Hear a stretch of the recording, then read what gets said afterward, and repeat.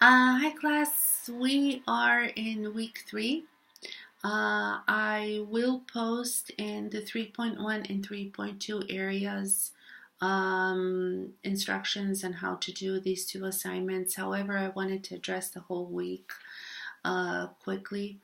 And I wanted to say that in this week, we're kind of building on what we have done previously. In the previous weeks, 2 weeks, we have kind of learned how to use sources, how to cite APA according to APA. We have learned how to use in-text citation, how to use examples and incorporate them into our writing. We also had a narrative, which meant that we were able to write it using I on a personal level. But the narrative, actually, the whole point of the narrative was to get us to write about details and to use all those adjectives that we can use. We won't be using any more narratives in our further academic writing, but we will need that. We will need that skill that you have picked up when writing the narrative, and that's looking in details and writing about these details and bringing that event or some subject closer to the reader. And the only way we can do that is if we embellish our text, if we use a lot of adjectives, if we can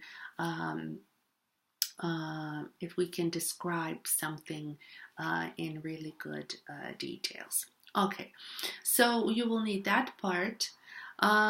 For all other writing, academic writing, you will need to switch off the emotions. You will need to be objective, impersonal. You will need to write in detail, but you will stay away from I, from you. You will stay away from informal language, such as oh, you need to, you would feel the same about this, or how would you feel if this happened to you? That's not important, right? How I would feel, how the reader would feel, that so you cannot use such informal language. So again, please do not use I, do not use you anymore in do not address the reader. That's the point with you, right? So don't address the reader, do not use I, keep it impersonal, keep it objective, use a lot of examples from the text. And from 3.1, we will start looking at how others compare and contrast, and try to pick up some maybe ideas on how we will write our compare contrast essays. And then already in assignment 3.2, you need to write your own compare contrast text, in which you will need to have a thesis and you will need to give examples, details from the two ads that you will be doing. Okay. In assignment 3.3, that's a journal. You will be turning that one in on Sunday, so you can work on it till Sunday. And basically, you will explore the possible topics for your compare and contrast essay.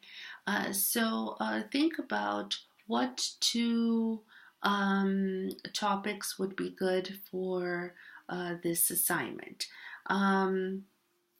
What would you like to compare and contrast? Please choose some college level topics, okay? But either way, keep in mind that when you are kind of writing that little concept, that little outline for that paper, keep in mind that you need to have a thesis statement. In that thesis statement, you need to have 3 points according to which you will compare or contrast those two things that you will choose. And you need to do it in that order. Basically, that's that for week 3. If you have any questions or concerns, feel free to contact me.